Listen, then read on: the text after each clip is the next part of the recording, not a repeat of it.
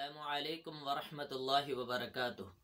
इन्नल हम्दलिल्लाह वस्सलातु वस्सलामु अला रसूलिल्लाह अम्मा बाद फ़अऊज़ु बिल्लाहि मिनश शैतानिर रजीम। इन्नल्लाहा युहिब्बुत तव्वाबीन व युहिब्बुल मुतताहिरीन। सामिईन मोहतरम, दीन इस्लाम एक मुकम्मल दीन है जो इंसान के आइन फितरत के मुताबिक है। दीन इस्लाम का एक एक हुक्म, एक एक फरमान वो इंसान की फितरत और मिजाज के मुताबिक है। इंसान को तहारत, पाकीज़गी, सफाई सुथराई बहुत ज़्यादा पसंद है, तो दीन इस्लाम ने भी तहारत और पाकीज़गी पर बहुत ज़्यादा जोर दिया है। हत्ता के नबी सल्लल्लाहु अलैहि वसल्लम का फरमान है, अत्तहूरु शत्रुल ईमान, कि तहारत, पाकीज़गी वो आधा ईमान है। आधा ईमान का मतलब कि दीन इस्लाम के जो बड़े बड़े अहकाम हैं, जो बड़े बड़े आमाल हैं, उनका ताल्लुक सबसे पहले वो तहारत और पाकीज़गी पर है। अगर इंसान वो आमाल करने से पहले तहारत करेगा तो वो आमाल काबिल कबूल हैं। मिसाल के तौर पर दीन इस्लाम का एक बहुत बड़ा रुकन नमाज है। नमाज से पहले इंसान को तरगीब दिलाई गई है कि इंसान का लिबास भी पाक हो, इंसान का जिस्म भी पाक हो, इंसान जिस जगह पर नमाज पढ़ रहा है वो जगह भी पाक हो, और उससे पहले वुजू भी करे, यानी अच्छी तरह सफाई सुथराई करेगा फिर नमाज पढ़ेगा तो वो काबिल कबूल है। तो इस एतबार से नबी सल्लल्लाहु अलैहि वसल्लम शत्रुल ईमान के ईमान का आधा हिस्सा तहारत और पाकीज़गी है। इसी तरह इंसान चाहता है कि वो जिससे भी बातचीत करे, गुफ्तगू करते वक्त उसके मुंह से स्मेल न आए, बदबू न आए। बस औकात ऐसे होता है कि अगर किसी इंसान के मुंह से बदबू स्मेल आ रही हो तो अगला बंदा उससे नफरत महसूस करता है, तो घुटन महसूस होती है। तो जिस बिना पर वो दीन इस्लाम ने हुक्म दे दिया कि अस्सिवाक मतहरतुल लिलफम, के मिसवाक को लाजिम किया जाए, मिसवाक के जरिए मुंह को पाक साफ रखा जाए। तो इसका फायदा क्या होगा? पहला फायदा ये होगा कि मतहरतुल लिलफम, मुंह की पाकीज़गी हासिल हो जाएगी, मुंह के अंदर साफ सुथरा मुंह हो जाएगा। तो इसलिए हमें भी चाहिए कि ये मिसवाक को लाजिम पकड़ना चाहिए, लाजिम करना चाहिए, ताकि एक तो मुंह की पाकीज़गी हासिल हो जाए, और दूसरा सबसे बड़ा फायदा क्या है? व मरज़ातुल लिरब, नबी सल्लल्लाहु अलैहि वसल्लम का फरमान है कि दूसरा फायदा ये होगा कि इंसान मिसवाक करेगा, अर्श वाला देख करके उस बंदे से राजी हो जाएगा। अल्लाह ताला उस बंदे से मोहब्बत करेंगे, अल्लाह ताला उस बंदे से राजी हो जाते जो बंदा मिसवाक करता है। हत्ता कि नबी सल्लल्लाहु अलैहि वसल्लम ने यहाँ तक फरमा दिया, लौला अन अशुक्का अला उम्मती ला अमरतुहुम बिस्सिवाक, अगर मैं अपनी उम्मत पर मुशक्कत महसूस न करता, मुश्किल न महसूस करता, तो मैं अपनी उम्मत को जरूर हुक्म दे देता कि वो हर वुजू से पहले वो मिसवाक को लाजिम करें, वो मिसवाक किया करें। लेकिन क्यों नहीं हुक्म दिया? इसलिए कि मेरी उम्मत पर मुशक्कत थी। तो यहां तक दीन इस्लाम ने तरगीब दिलाई है तहारत और पाकीज़गी पर। ऐसे ही इंसान अगर किसी बंदे के कपड़े अच्छे ना हों, पाक साफ ना हो, मैले कपड़े हों, गंदे हों, तो अगला बंदा देख करके उससे नफरत, घुटन महसूस करता है। तो जिस बिना पर दीन इस्लाम ने हुक्म दे दिया कि वसियाबा का फताहिर, मुखातब नबी सल्लल्लाहु अलैहि वसल्लम को किया गया कि अपने कपड़ों को पाक साफ रखें, लेकिन बताना मकसूद क्या है? वो उम्मत को है कि आप अपने कपड़ों को पाक साफ रखा करें, उनको गंदगी को दूर करें, पाकीज़गी हासिल करें। यहाँ तक दीन इस्लाम ने तरगीब दिलाई है। तो आप अंदाज़ा करें कि इंसान की कितनी फितरत और मिजाज के मुताबिक है दीन इस्लाम का एक एक हुक्म। ऐसे ही इंसान एक ये चीज़ महसूस करता है कि इंसान के जिस्म के ऊपर पसीना हो आ जाए, या गर्मियों के अंदर वो पसीने की शिद्दत की वजह से इंसान दूसरा पास उस पसीने की बू से नफरत महसूस करता है। तो दीन इस्लाम ने क्या कह दिया? तो दीन इस्लाम ने इंसान को गुस्ल करने का हुक्म दे दिया। हत्ता कि हज़रत आयशा रज़ियल्लाहु ताला अन्हा फरमाती हैं कि सहाबाई किराम रिज़वानुल्लाह अलैहिम अजमाइन, आप जानते हैं कि शुरू में सहाबाई किराम के हालात कैसे थे। तो वो मोटे कपड़े उन्होंने जिस्म के ऊपर पहने हुए होते थे, और वैसे ही काम करते हुए जब नमाज का वक़्त होता था वो मस्जिद में आ जाते थे।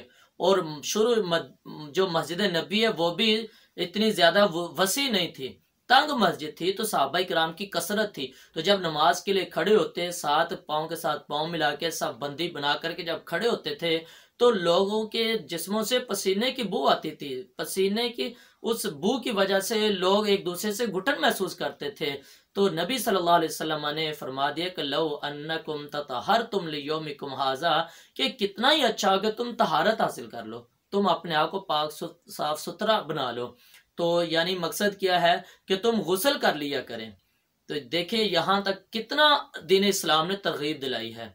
बल्कि फिर सहाबाए किराम रिज़वानुल्लाह अलैहिम अजमईन इस कदर तहारत और इस कदर पाकीज़गी के साथ उनका ताल्लुक कायम हो गया कि अल्लाह ताला ने फिर सहाबाए किराम की तारीफ की। अल्लाह ताला कुरान मजीद में इरशाद फरमाते हैं, फीही रिजालुन युहिब्बून अन यततहरून, कि ये जो अहले कुबा वाले हैं, ये इतनी इनको तहारत पसंद है, इतनी इनको तहारत पसंद है कि अल्लाह ताला ने उनका जिक्र कुरान मजीद में किया है कि इसके अंदर अहले कुबा के अंदर कुछ ऐसे लोग हैं जिनको तहारत बहुत ज्यादा पसंद है। तो अल्लाह ताला कहते हैं इनको तहारत पसंद है, मैं अल्लाह ताला को ये लोग पसंद है। वल्लाहु युहिब्बुल मुतताहिरीन, अल्लाह ताला तहारत हासिल करने वालों से मोहब्बत करते हैं, प्यार करते हैं अल्लाह ताला। इस कदर दीन इस्लाम ने तरगीब दिलाई है। बल्कि दीन इस्लाम ने तहारत के यहाँ तक हुक्म दे दिया कि जहाँ वो रास्ते जहाँ पर लोगों का आमदोरफ्त बहुत ज्यादा होता है, दीन इस्लाम ने वहां आमदोरफ्त वाली जगह पर भी गंदगी फैलाने से, कज़ाए हाजत को पूरा करने से मना कर दिया है कि जहां पर लोग बहुत ज्यादा आमदोरफ्त है वहां पर गंदगी नहीं फैलानी, कज़ाए हाजत नहीं करना। और इसी तरह वो जगह जहां पर गर्मियों के दिनों के अंदर लोग साया तलब करते हैं, लोग साय में बैठते हैं, जैसे दरख्त हो गए या कोई इस तरह का कोई ऐसी जगह होती है जहां पर लोग तफरीह के लिए जाते हैं, तो वहां पर भी गंदगी फैलाने से दीन इस्लाम ने मना किया है। क्योंकि वहां पर रास्ते में गंदगी नजर आएगी या जहां पर लोग स्टे करते हैं वहां पर अगर गंदगी नजर आएगी तो लोग नफरत करते हैं, लोगों को बुरा महसूस होता है, मिजाज नहीं है। तो दीन इस्लाम ने ये हुक्म नाफिज कर दिया कि आमदोरफ्त वाली जगह पर भी गंदगी को नहीं फैलाना। अब आप अंदाजा करें कि दीन इस्लाम ने कितने वाज़े लफ्जों के अंदर तहारत और पाकीज़गी को बयान किया है, इतने वाज़े लफ्जों में बयान किया कि मुशरिकीन मक्का जो हैं वो बतौर तंज के कहा करते थे।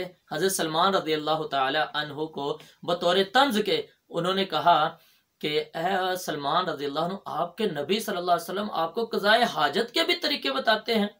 तो हजरत सलमान रज़ी अल्लाह ताला ने बतौर फख्र से फिर कहा कि हमारा नबी सल्लल्लाहु अलैहि वसल्लम सिर्फ क़ज़ाए हाजत के तरीके नहीं बताते, बल्कि यहां तक कहते हैं कि हम किबले की तरफ मुंह या पीठ करके भी ना बैठे, यहां तक कहते हैं कि हम दाएं हाथ के साथ इस्तंजा भी ना करें। अब आप अंदाजा करें कि कितना दीन इस्लाम ने तहारत पर जोर दिया है। तो इसलिए हमें भी चाहिए कि हम भी इतने अहकाम और दीन इस्लाम के ये मसाइल ज़रूर सीखें जिससे हम तहारत और पाकीज़गी और सफाई सुथराई हासिल कर सकें, हमारा लिबास भी अच्छा हो, हमारा जिस्म भी पाक साफ हो, हम जिस जगह पर रह रहे हैं वो जगह भी पाक साफ होनी चाहिए, और हम जो खा रहे हैं वो हमारा खाना भी पाक साफ होना चाहिए।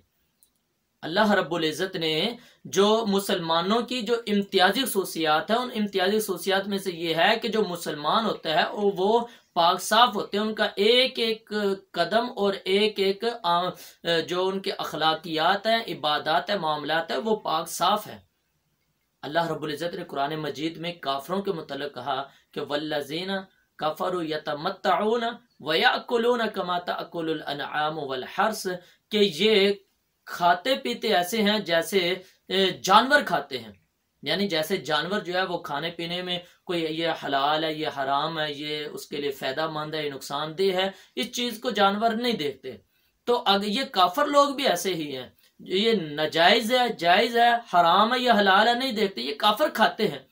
ये काफरों की खूबी बयान की गई है। अगर आज का मुसलमान भी ऐसे ही जो बस मिलता है, जैसा भी मिलता है वो खाना शुरू कर दे, तो फिर काफर में और मुसलमान में कोई फर्क नहीं है। इसलिए बहुत जरूरी है, बहुत जरूरी है कि एक मुसलमान का कोई भी काम है, कोई भी अमल है, वो तहारत और पाकीज़गी और सफाई सुथराई पर मबनी होना चाहिए। उसका जो खाना है वो खाना भी पाक होना चाहिए, उस मुसलमान का जो लिबास है, जो रिहाइश है, वो भी पाक साफ होनी चाहिए। अल्लाह रब्बुल इज़्ज़त से दुआ है अल्लाह ताला हमें पाकीज़गी और तहारत हासिल करने की तौफीक अता फरमाए। वाखिर दावाना अनिल हम्दुलिल्लाहि रब्बिल आलमीन।